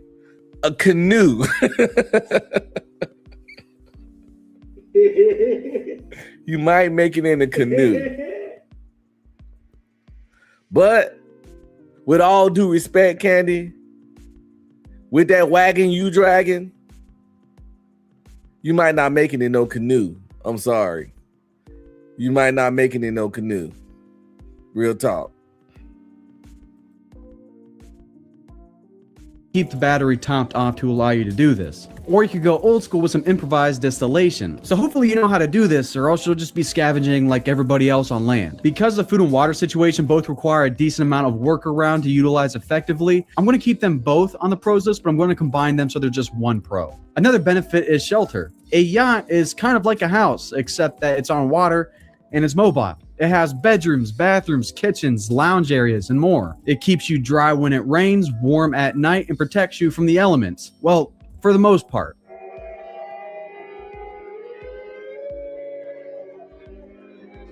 But it protects you from all the other things, so I'm still going to include it in the pros list. You also have plenty of storage space. More if you have less people and less if you have more people. But storage nonetheless. Because you're going to be getting a large amount of food from fishing, you don't really need that much storage space for your food. The same goes for water too. Because your source of water is literally right off the side of the boat, you can distill and store your water as an as-need basis, allowing you to have a lot of storage space for other things. Security is a major concern in the zombie apocalypse outside of zombies, and something that a yacht or a boat can offer is a great vantage point. With the shore on one side and the open waters on the other, it allows you to see oncoming threats a lot more easily. If there's people on the shore, you'll be easily able to spot them. And the same goes for if there's a boat on the water.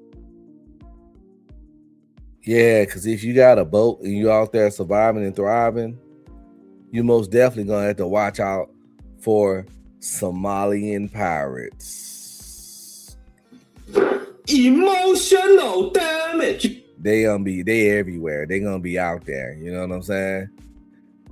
All of them not in Minnesota. All of them didn't relocate to Minnesota. I think it's still some Somalian pirates out there selling the 7 seas looking for a come up. So you don't want to be that come up, people.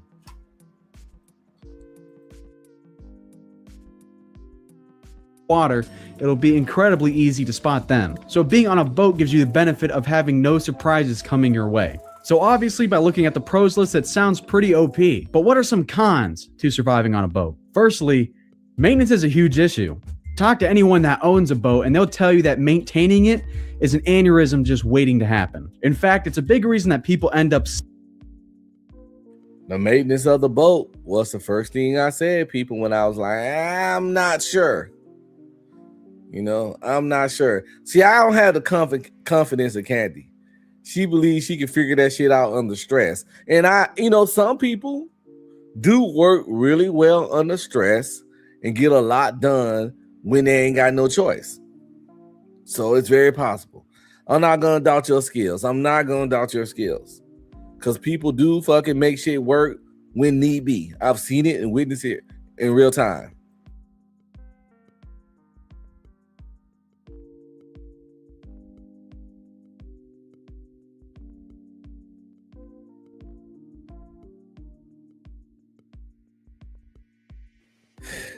Most people don't, yo. The boat just sounds good because, you out there and zombies can't swim and you're relatively safe from the zombies itself.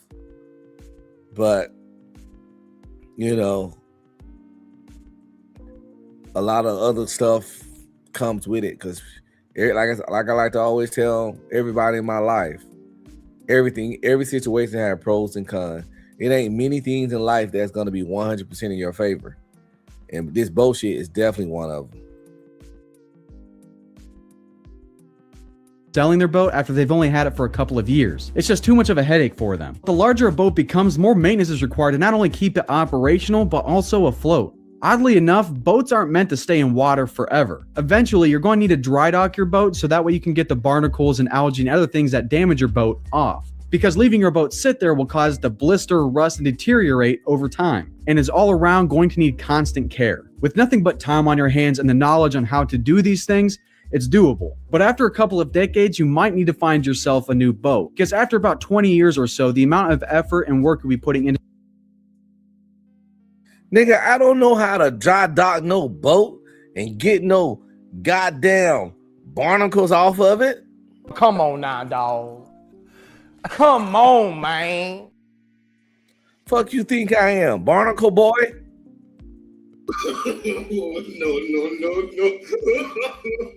No.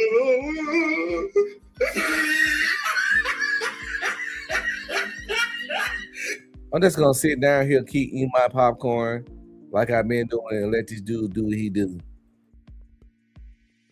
This boat just to keep it afloat is almost counterintuitive. 20 plus years is a long time to survive on anything, so I'm not going to completely rule it out. But maintenance is a massive con and shouldn't be taken lightly. Another issue that you're going to run into is you're basically a giant beacon for other survivors that might not have good intentions. You're a sitting duck when out on the open waters. When you have solar panels and hydroponic farms, it's pretty hard to be discreet about it. Some people would suggest that moving your boat far enough out into the ocean or far away from the coast that no one can see you will solve this problem. While that is correct, you also just made scavenging a much more difficult task. Scavenging is something that's never going to end regardless of where you are in an apocalyptic situation. By putting yourself far out from land, you put more work into getting to land to be able to scavenge. Plus, each time you make a trip to land and make a trip back to your boat, you're basically telling other survivors where you are. So going farther out kind of negates the whole efficiency that a boat offers you anyway. Plus, all it takes is your ship getting riddled with bullets to end up losing your home and make a new home for the fishes. An obvious con that we kind of lightly went into is fuel. If you're not planning on traveling a lot and planning on just staying in one spot, this con isn't really that big of an issue. But if that's your method of getting back to land or changing locations, then it becomes an obvious issue. Another issue you're going to run into is operations. Once you start getting into larger size boats like... Hey, Candy, just be honest, girl.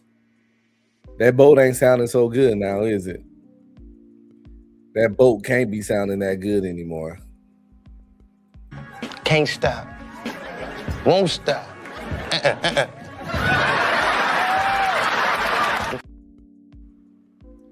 That boat ain't sounding good at all. It just gets more and more shit it get worse and worse every time he talk. Worse and worse every time he fucking talk. Fuel? Now I gotta worry about fuel? Give a nigga a break. Give a nigga a break. How much more can I take? Give a nigga a break.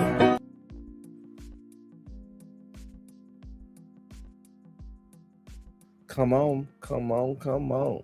Fuel? Like super yachts or aircraft carriers, operating the boat becomes a lot more difficult. Like, look at all of these buttons and levers, and can you tell me that you know how to operate this? If you do, this isn't a con for you, but if you don't, this is a huge one. Big old boats like cruise ships, super yachts, and aircraft carriers aren't like cars. You can't just turn a key, press on the pedal, and just start steering. You need a crew to run a ship that's that large. So unless you have people that are trained in your group, it's not happening. So with this list that we have here, I believe I have enough information to say whether or not a boat is good or not for surviving a zombie apocalypse. I mean, on smaller boats, yeah, it's not that difficult. But large boats like cruises, super yachts, and aircraft carriers, it's not happening. For short-term survival, absolutely, it's a great option. If your goal was to use a yacht like Strands from The Walking Dead to wait out the chaos of a zombie apocalypse, then yeah, it's absolutely a great idea. You have food, water, shelter, and safety from zombies. But long-term, like I said, after about 20 years, the chances of the boat still being operational and afloat is pretty low. But that's 20 years, so I'll give it respect for that. So would I call that long-term survival? Yeah, but I wouldn't call that indefinite long-term survival. With boat survival, there's not much growth that can be done. You can't really grow your community, expand, or raise future generations here. If I could rate it on a scale of 1 to 10, 1 being horrible, 5 being short-term, 7 being long-term, and 10 being indefinite, I'd probably give it a solid 7, maybe an 8. But that's only if you or the people you're with have the skills necessary to make it work. If not, you can take that solid 8 and bring it all the way down to a 3 or 5. If you and the people you're with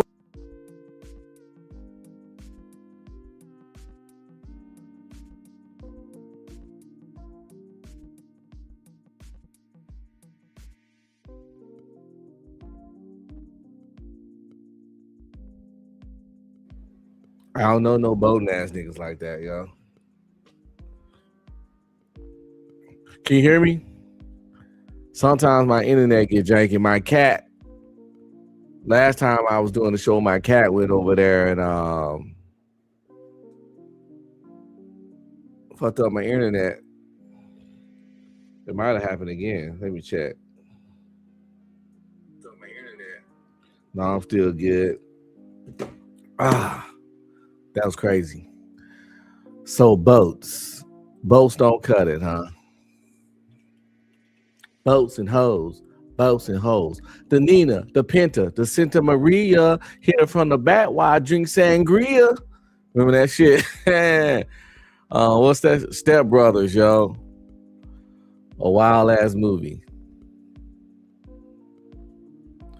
That's what it is. You want to know something funny? I always wanted a boat. I looked at buying small boats several times. Nothing fancy. Let me see. But I definitely, because even though I get motion sickness, I love the water. And I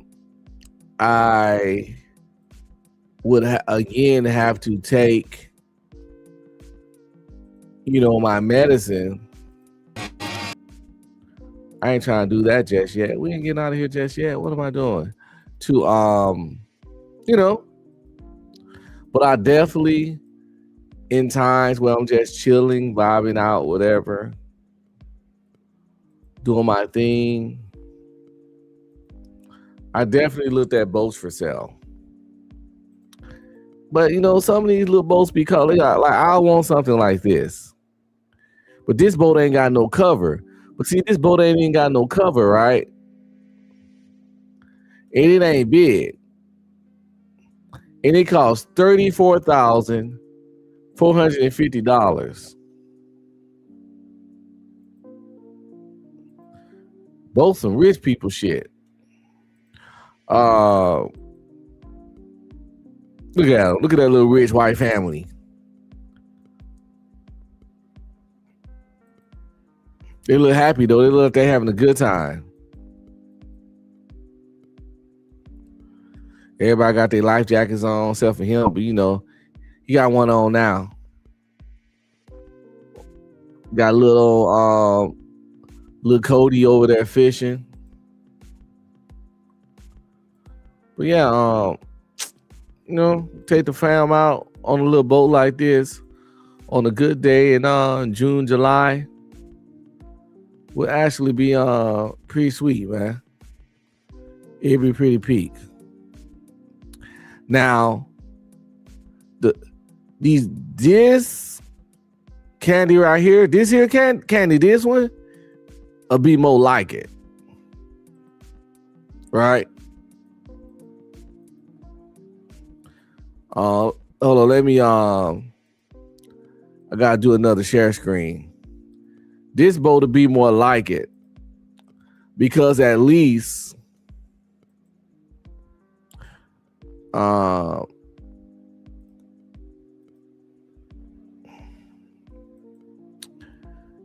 you can get inside that motherfucker, right?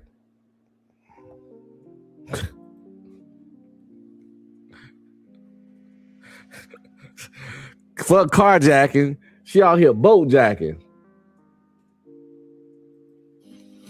Emotional damage. So this not a bad little boat, man.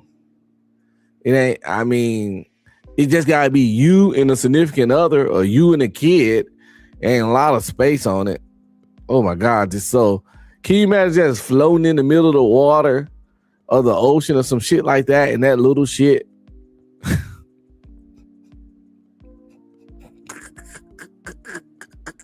No.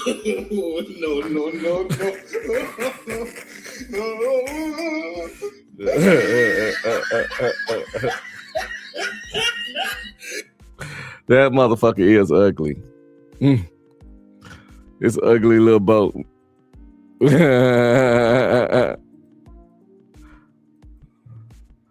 at it though. You know, they got the little seats, the little stairs to go up. You know what I'm saying? Uh-oh, look at the inside. It's getting lavish. It's getting lavish. It's getting sexy. Is this the love boat? Okay, we got some, you know, some fun sway up in there. You know,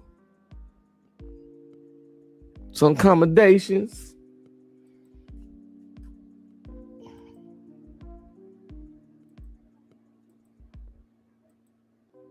TV.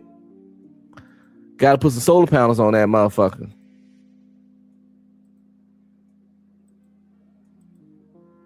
Oh shit. Cooking. They cooking. Microwave. These solar panels, man.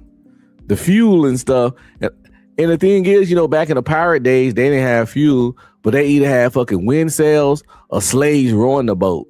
And I won't be able to fucking do the sails because that take a crew. Plus, I have no idea how to do boat sails. And I'm not going to have enough slaves to row the boat. And I don't think they make those kind of boats anymore.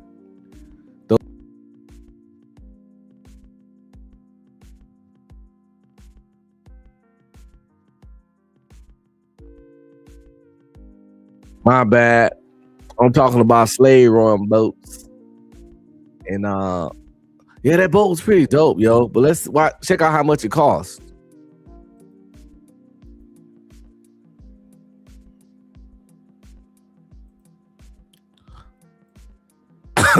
$138,000 for that boat.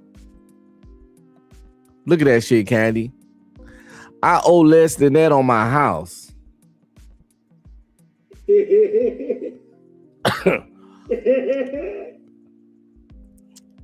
But you're right. The boat That's a nice boat.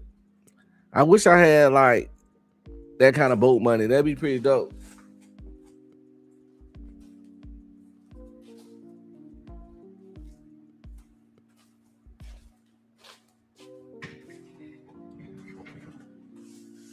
I take my boat out there in the middle of the lake or somewhere. It'd be dark, and I walk around the deck with no clothes on, talking shit, talking about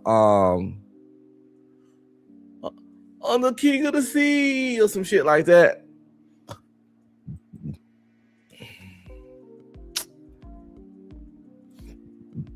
Yeah, I just was curious, man. I do this a lot. They said monthly payments. It's a low mortgage, $891 a month. I had to live on that boat.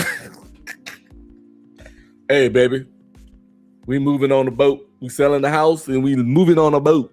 You know, we'll come in and dock in and get some oranges and stuff so we won't get the scurvy.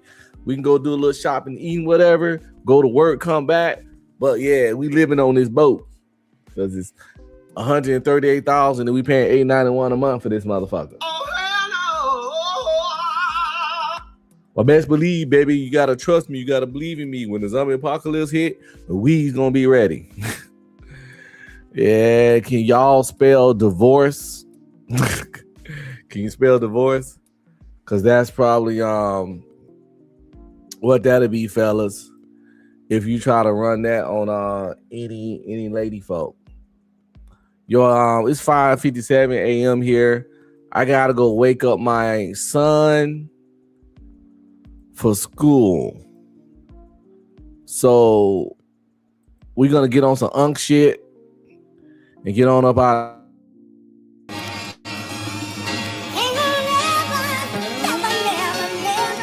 Type shit.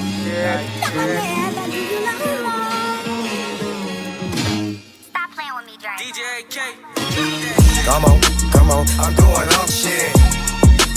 Fuck all that young shit. I'm cool with unk shit. Type shit. Activities. I'm doing unk shit. Fuck all that young shit. I'm cool with unk shit. Type shit. Activities. Posted up on the island with a bitch. They call me unk, cause I ain't on that dumb shit. Yeah, I'm rich, but act broke with a bitch. Duval day, I really do it for the kids. Getting checks, never gotta work a job. No Viagra, dick still get hard. I can make your auntie swipe a credit card. OG in the game, realest that you ever. Aunties get down on the floor. Show these poor ass hoes how it go. Back it up like Freak Meat 94. Is she under 24? It's a no. Come on, I'm doing unk shit. Fuck all that young shit. I'm cool with unk shit. Type shit. Activities. I'm doing unk shit. Fuck all that young shit. I'm cool with unk shit. Type shit.